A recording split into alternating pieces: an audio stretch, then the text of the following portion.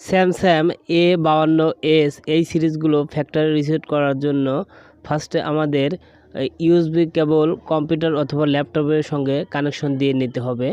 দেন connection দেওয়ার পরে এখন আমরা ফোনটি অফ করার জন্য ভলিউম বাটন, মাইনাস বাটন এবং পাওয়ার বাটন তিনটা বাটনই একসাথে চেপে ধরে রাখবো ফোনটা বন্ধ করার জন্য।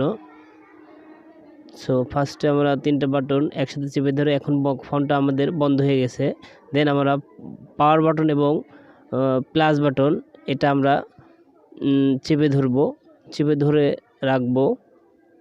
চেপে ধরে রাখার পরে যখন আমাদের ডিসপ্লেতে স্যামসাং আইকন আসবে তখন আমরা পাওয়ার বাটনটা ছেড়ে দেব এবং ভলিউমের প্লাস বাটনটা চেপে ধরে রাখবো। দেন আমাদের ফ্যাক্টরি রিসেট করার অপশন চলে আসবে। এখান থেকে আমাদের এখন মাইনাস বাটন দিয়ে আমাদের সিলেক্ট করতে হবে ফ্যাক্টরি রিসেট। এখান থেকে সিলেক্ট করার পরে পাওয়ার বাটনে প্রেস করে আমাদের ওকে করতে হবে। পাওয়ার বাটনে প্রেস করে দিচ্ছি। দেন আমাদের ভলিউমের মাইনাস বাটন চেপে এখানে সিলেক্ট করতে হবে। দেন পাওয়ার বাটন প্রেস করে দিলে আমাদের ফ্যাক্টরি রিসেট কার্যক্রমটা চলবে। নিচে আমরা দেখতে পাচ্ছি আমাদের ফোনটি ফ্যাক্টরি রিসেট হচ্ছে।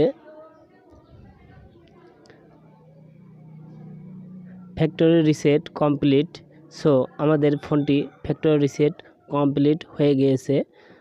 সো এভাবে খুব ইজিলিভাবে ফোনটি ফ্যাক্টরি রিসেট করতে পারবেন। সো ভিডিওটি ভালো লাগলে অবশ্যই আমার চ্যানেলটি সাবস্ক্রাইব করবেন এবং ভিডিওতে লাইক, কমেন্ট, শেয়ার করবেন।